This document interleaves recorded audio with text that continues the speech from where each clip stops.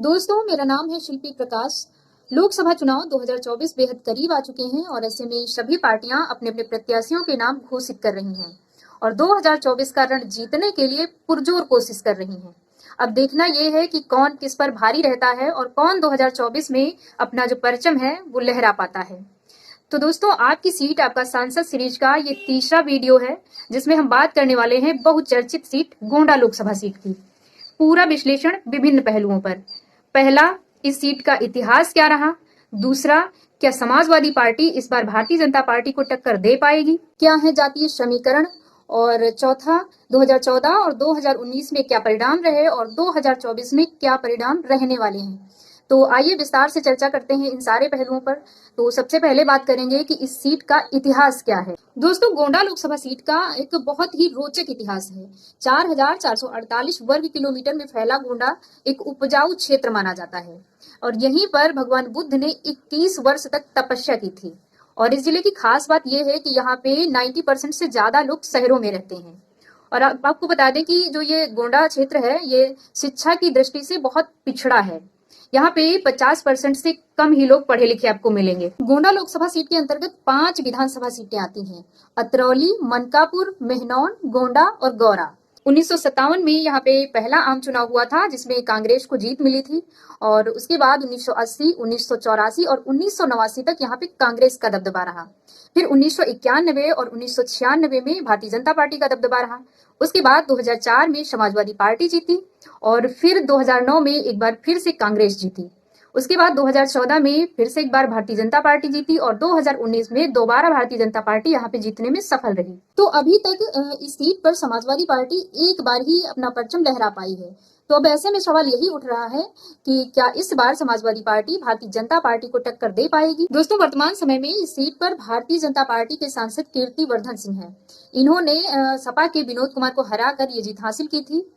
आपको बता दें, समाजवादी पार्टी ने इस बार श्रेया वर्मा को यहाँ से अपना प्रत्याशी बनाया है और श्रेया वर्मा केंद्रीय मंत्री बेनी प्रसाद वर्मा की पौत्री हैं और सपा में केंद्रीय मंत्री रहे राकेश वर्मा की बेटी हैं।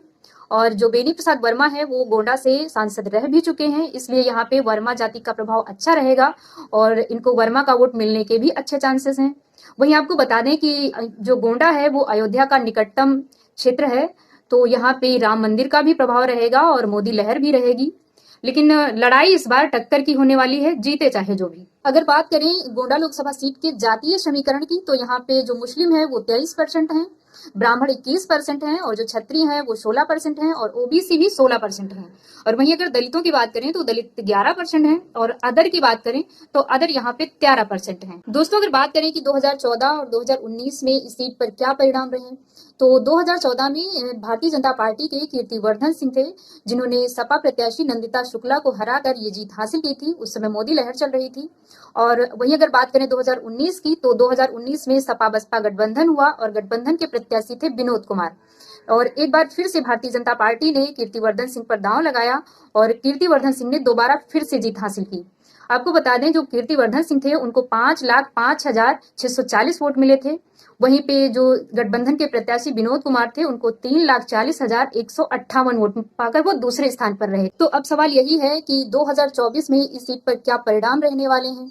आपको बता दें, 2024 लोकसभा चुनाव के लिए इस सीट पर भारतीय जनता पार्टी ने एक बार फिर से तीसरी बार कीर्तिवर्धन सिंह पर दांव खेला है।